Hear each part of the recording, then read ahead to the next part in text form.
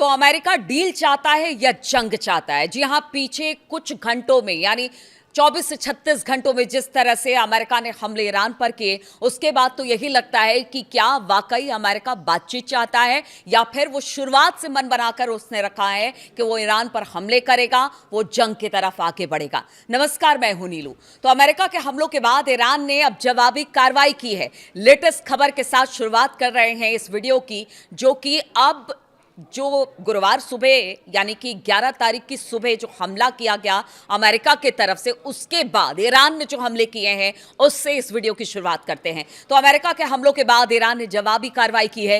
ईरानी सेना ने अपने बहरीन और कुवैत में अमेरिकी मिलिट्री बेसिस पर अटैक किया। साथ ही ईरान ने हॉर्मुज स्ट्रेट में 2 जहाजों को भी निशाना बनाया है और इस बात का दावा ईरान ने किया है। अमेरिका के ईरान पर गुरुवार तड़के किए गए हमले के बाद ईरान के जवाबी अटैक से पश्चिम एशिया में एक बार फिर से तनाव बढ़ता दिखाई दे रहा है। इसमें एक बार फिर पूरे क्षेत्र में युद्ध के लौटने का अंदेशा अब पैदा हो गया है और लोग इस आशंका में हैं कि इसके बाद होगा क्या। क्या ये युद्ध और ज्यादा बड़े पैमाने पर आगे बढ़ेगा? इस्लामिक रिवोल्यूशनरी गार्ड कॉर्प्स यानी IRGC की ओर से कहा गया कि उसने गुरुवार तड़के बहरीन के शेख ईसा एयरबेस और कुवैत के अली अल सलेम और अहमद अल जावेर एयरबेस पर ड्रोन से हमले किए। साथ ही हॉर्मुज स्ट्रेट से गैर कानूनी रूप से गुजरने की कोशिश करने वाले 2 तेल टैंकरों पर भी हमला किया है। वो आगे आपको बताएंगे कि हॉर्मुज स्ट्रेट अब पूरी तरह से ईरान ने बंद कर दिया है और उसने क्या कहा है वहां से गुजरने वाले जहाज और देशों को, वो भी आपको बताएंगे। लेकिन अगर आज सुबह सुबह की बात की जाए तो अमेरिका ने ईरान पर पहले हमला किया और ये करीब करीब भारतीय समय अनुसार 11 तारीख की तड़के 3-4 बजे के आसपास यह हमला शुरू हुआ अमेरिका की तरफ से। बताया जा रहा है कि एक द्वीप, अमेरिकी सेंट्रल कमांड ने कहा कि ईरान के कई ठिकानों पर हमले किए जा रहे हैं। इस बात को बिल्कुल एकदम खुले तौर से उसने कहा है और कमांड ने कहा कि ये हमले ईरान की बिना वजह और लगातार आक्रामकता का जवाब देना, मतलब सेंट्रल जो कमांड फोर्स है उसने बताया है। अमेरिकी सेना ने हमले का नया दौर डोनाल्ड ट्रंप की उस चेतावनी के बाद शुरू किया जिसमें उन्होंने कहा था कि रुकी हुई बातचीत के लिए तेहरान को कीमत चुकानी पड़ेगी। यानी पहले डोनाल्ड ट्रंप ने कहा था कि देखिए, बातचीत को लंबा खींचा जा रहा है ईरान की तरफ से। अगर ये बातचीत इसी तरह से लंबी खींची जाती है और ईरान किसी मुद्दे पर नहीं पहुंचता है तो फिर इसका खामियाजा ईरान को उठाना पड़ेगा। और डोनाल्ड ट्रंप की इसी धमकी के बाद जबरदस्त तरीके से अमेरिका की तरफ से ईरान पर हमले किए गए। दोनों ओर से बढ़ते हमलों से युद्ध खत्म होने की कोशिशों के पटरी से उतरने का खतरा पैदा हो गया है और पूरे मिडिल ईस्ट में इस वक्त तनाव की स्थिति है। अलग अलग देशों में जहां पर अमेरिकी बेसिस है वहां पर अब देखा जा रहा है कि किस तरह से हमले ईरान कर रहा है। लेकिन अगर सेंट्रल कमांड यानी अमेरिकी सेंट्रल कमांड की बात की जाए तो उसने सोशल मीडिया पर एक पोस्ट में कहा कि कमांड इन चीफ के निर्देश पर US सेंट्रल कमांड की फोर्स ने आज शाम ईरान के कई ठिकानों पर अतिरिक्त आत्मरक्षा हमले शुरू किए हैं और यह हमले ईरान की बिना वजह और लगातार जारी आक्रामकता के जवाब में दिए जा रहे हैं। यानी अमेरिका का कहना है कि पहले उसने मारा, उसके बाद हमने उसका जवाब दिया है। लेकिन आप समझिए, एक हेलीकॉप्टर के गिरने के बाद जिसकी तस्दीक डोनाल्ड ट्रंप ने पहले यह कही थी कि हो सकता है कि किसी तरह से कोई खराबी आ गई हो, दोनों जो उसमें पायलट थे उनको बचा लिया गया, फिर अचानक ऐसा क्या हुआ कि उन्होंने हमला कर दिया ईरान पर। अब कह रहे हैं कि ईरान ने हमला किया और उसी का जवाब दिया जा रहा है। अमेरिकी हमलों की यह सिलसिला बहरीन, कुवैत और जॉर्डन में अमेरिकी सैनिक ठिकानों पर ईरानी हमलों के कुछ घंटे बाद शुरू हुआ। हमने देखा कि कल किस तरह से करीब 21-22 ठिकानों पर अमेरिका का हमला किया गया ईरान की तरफ से और इस हफ्ते ये तीसरी बार है जब एक दूसरे पर हमले ने 2 महीने के सीजफायर को की परीक्षा ली है। यानी ऐसा लगा कि अब खत्म कि तब खत्म, बातचीत खत्म, युद्ध शुरू। ये तीसरी बार है जबकि इतना बड़ा हमला एक दूसरे की तरफ अमेरिका और ईरान कर रहा है। अगर हॉर्मुज स्ट्रेट की बात की जाए तो इसके पास अमेरिकी सेना के एक हेलीकॉप्टर गिरने के बाद ये सब कुछ शुरू हुआ। जैसा मैं आपको बता रही थी कि ईरान ने जो बताया गया कि अमेरिका की तरफ से कि उनका एक शाही ड्रोन आया और हमारे अपाचे हेलीकॉप्टर को गिराकर चला गया, जिसका जवाब अब दिया जा रहा है। और इसी से ये कहते हैं ना कि चिंगारी का काम इस हेलीकॉप्टर ने किया और उसके बाद हालात अब हाथ से निकलते दिखाई दे रहे हैं। ईरान की रिवोल्यूशनरी गार्ड यानी कि आईआरजीसी ने बुधवार को कहा था कि उनकी ओर से जॉर्डन में एक अमेरिकी सैन्य अड्डे सहित खाड़ी देशों के 22 ठिकानों पर मिसाइल और ड्रोन हमले किए गए। जिस तरह का दावा था वो तस्वीरें भी आई। ईरान ने इन हमलों को हॉर्मुज स्ट्रेट के आसपास अमेरिकी सैन्य हमलों के जवाब में कार्रवाई बताया। मतलब आप सोचिए कि अब अगर इस पूरे मामले को देखा जाए, जब तीसरी बार है कि सीजफायर बिल्कुल खतरे में आ गया है, तो एक अपाचे गिरता है अमेरिका का, अमेरिका ईरान पर हमले करता है, फिर उसके जवाब में ईरान अमेरिका के 22 ठिकानों पर हमला करता है। आज सुबह फिर बताया जाता है कि अमेरिका ने ईरान के कई शहरों पर हमला किया और उसके बाद कुछ देर के बाद ही ईरान ने भी बताया कि हमने भी कुछ कार्रवाई की है, हमने भी हमले किए हैं ईरानी एयरबेसेस पर और कुछ जो हॉर्मुज से गुजरने वाले जहाज थे उनको भी टारगेट किया। यानी पिछले 36 घंटे में ये 3-4 इंसिडेंट एक के बाद एक आया है, जिसके बाद स्थिति बहुत बदतर हो गई है। ईरान के खाड़ी देशों में अगर बात की जाए तो अमेरिकी हितों पर हमलों के बाद डोनाल्ड ट्रंप ने कड़ा रुख अपनाने का संकेत देते हुए तेहरान को धमकी दी थी, लेकिन कहां ईरान इस धमकी को मानने वाला है। उन्होंने अमेरिकी मीडिया से बात करते हुए कहा कि अगर तेहरान जल्द किसी समझौते पर नहीं पहुंचता है तो अमेरिका उसके महत्वपूर्ण बुनियादी ढांचों को निशाना बना सकता है।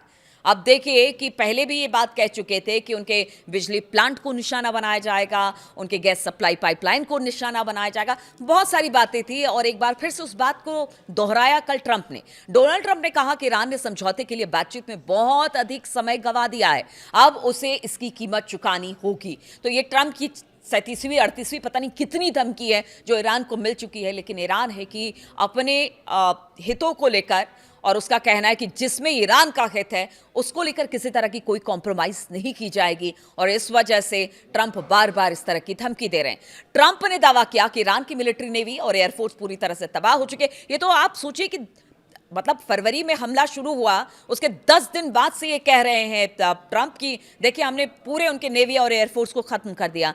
फिर आखिर कहां से इतनी ताकत ईरान जुटा रहा है कि आपके एयरबेसेस को निशाना बना रहा है? इस बात का भी जवाब ट्रंप को देना होगा कि आखिर क्या वजह है कि इस तरह से पूरी दुनिया को आपने युद्ध में झोंक रखा है और समय समय पर जब भी इस तरह से युद्ध की स्थिति बनती है तो उसके बाद पूरी दुनिया हिल जाती है।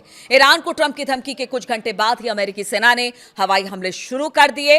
दूसरी ओर अगर ईरान की बात की जाए तो ईरान लगातार कहता रहा है कि वो अमेरिका के हमलों और धमकियों से नहीं झुकेगा। ईरान ने अमेरिका की किसी भी सैन्य कार्रवाई का जवाब देने की बात कही है और वो अब भी दे रहा है। अभी तक उसने ऐसा करके दिखाया है, उसने हर हमले का जवाब हमले से दिया है। ऐसे में दोनों देशों के बीच बातचीत के जरिए समाधान की उम्मीद अब फीकी पड़ती दिखाई दे रही है। ईरान के राष्ट्रपति मसूद पेजेश्कियान की बात करें तो उन्होंने एक्स पर एक पोस्ट किया। उन्होंने लिखा कि जरूरी इंफ्रास्ट्रक्चर लोगों के जीवन रेखा होती है।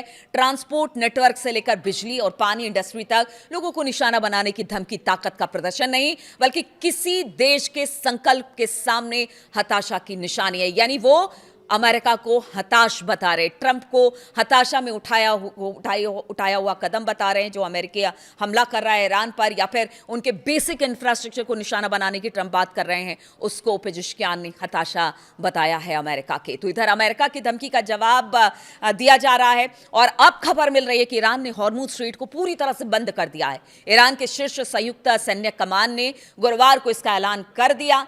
ईरानी सेना ने कहा कि किसी भी तेल टैंकर या फिर कमर्शियल जहाज को इस समुद्री गलियारे से जाने की अब बिल्कुल इजाजत नहीं दी जाएगी।